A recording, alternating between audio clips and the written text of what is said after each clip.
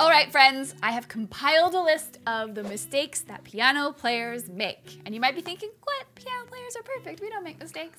But we actually do. So I wanted to talk about some of the most common ones so that you can check to see if you are making these mistakes, because if you are, that's okay. You can bring some awareness to them and then start working on not making them anymore. So it's gonna be a win-win no matter what.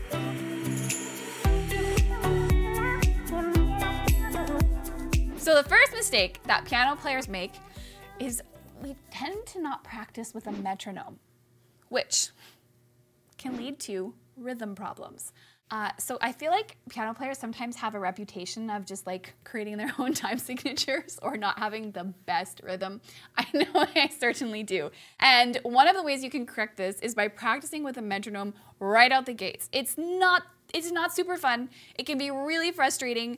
You know, that sound like tick, tick, tick, tick can drive you absolutely mad. But I promise you, if you start practicing with the metronome, you're going to develop such good rhythm and such good timing that you'll be able to play with other musicians, which is so much fun. And it will just make you a better player. So some keyboards have them built in. If you type the word metronome into Google, one just pops up into the search. That's my personal favorite. Just use it. Use it a little bit every day. They're super great. The next thing is poor posture. So we may start out with the best intentions. We may be sitting nice and tall with our feet on the floor and we've got our shoulders relaxed and our hands are perfectly placed on the piano. And you might have your excellent posture for a certain amount of time. But I can tell you, after a few years of learning the piano, there were days where I was practicing like this or practicing like this. That's not good for you.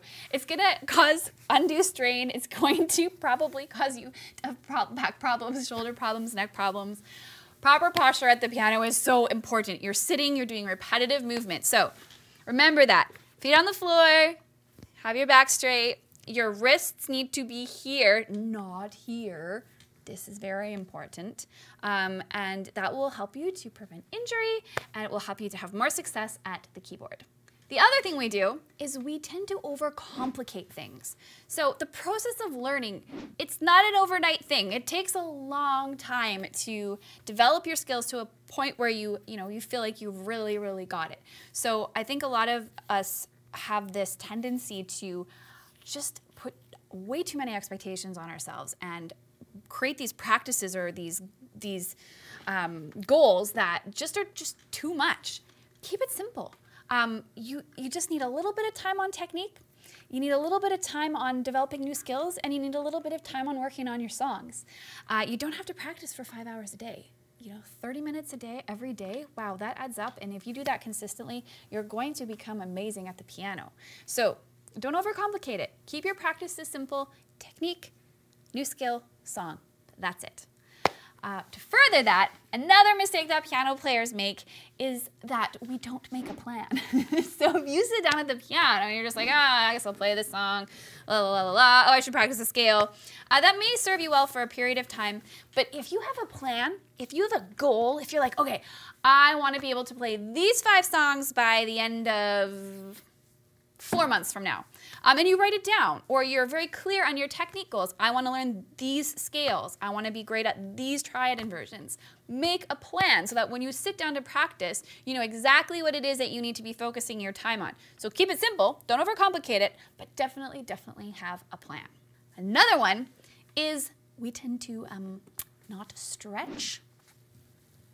I forget this all the time. So if you play the piano for a long time and you're not taking good care of your body, you're going to run into trouble. So I have a lot of struggles with my forearm.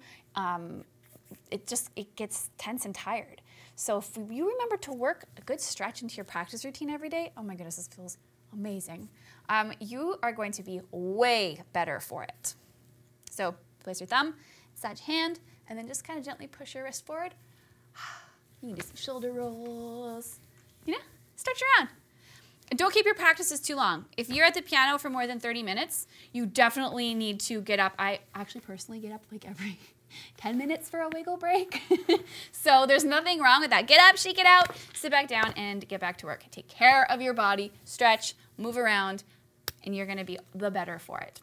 And my final, possibly most critical mistake that piano players make is that we don't connect with a community of musicians. You know, the Pianote studios are here. We share a studio with Drumeo.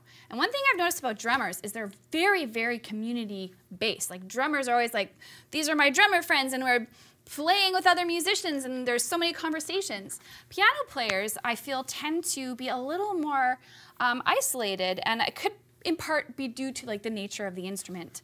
But at the same time, if you have a community of musicians that you're connected with, you're going to feel inspired, you're going to feel supported, you're going to be more likely to work towards your goals and stick with the learning, because you know, if you're working towards playing in a band setting, you're going to have clear goals that you have to work towards. If you have other musical friends, when you run into a struggle or a frustration, you can reach out and be like, oh my gosh, I feel like I'm never going to get this. And when you look at the community, especially what we have in piano, everybody just comes in and says, oh, we had the same problem too, and you're not alone. Why don't you try this?